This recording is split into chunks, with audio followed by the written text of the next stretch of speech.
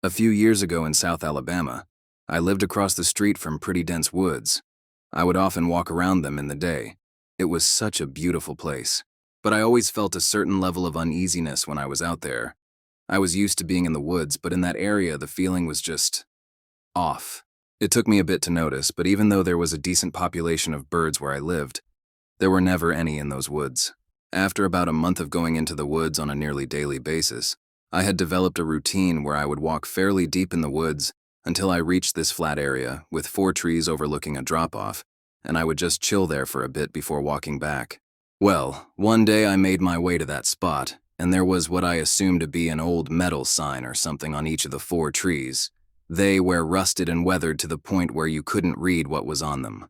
But why only on those trees that I always stopped at? Why not any of the others? And who could see me stop there? That freaked me out enough to not go back. But what sealed the deal was just a few nights later, I was in the kitchen with my at the time girlfriend around midnight, and we suddenly hear screaming coming from outside. It was so loud we thought it was right outside. We flipped the porch light on and saw nobody was there, so we walked out.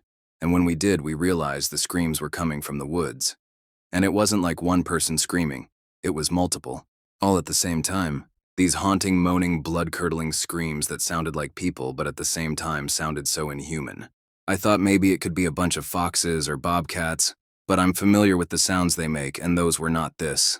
To this day, I'm unsure of what it really was out there, but one thing is for sure, I'm done with the woods.